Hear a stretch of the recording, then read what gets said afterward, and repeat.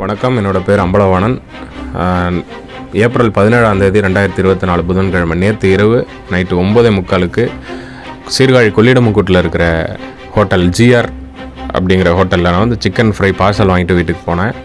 ஒரு 10 மணிக்கு அதை பிரித்து என் மனைவி 8 மாத கர்ப்பிணி, அவங்க பிரித்து டேஸ்ட் பண்ணி பார்த்துட்டு டேஸ்ட்டு டிஃப்ரெண்ட்டாக இருக்குதுன்னு சொன்னதுக்கப்புறம் நான் செக் பண்ணதில் தான் தெரிஞ்சிச்சு அது ரொம்ப கெட்டு போன சிக்கன்.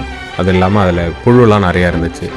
அதை எடுத்துக்கிட்டு நான் மறுபடியும் கடைக்கு போய் இன்சார்ஜை கூப்பிட்டு காலையிலே கேட்டேன்.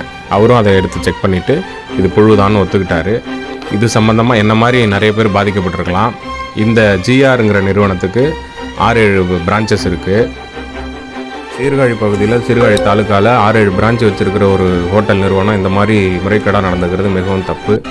இது சம்பந்தமாக தமிழ்நாடு உணவு பாதுகாப்புத்துறை உடனடியாக தக்க நடவடிக்கை எடுக்க வேண்டும் என்று வலியுடன் கேட்டுக்கொள்கிறேன்.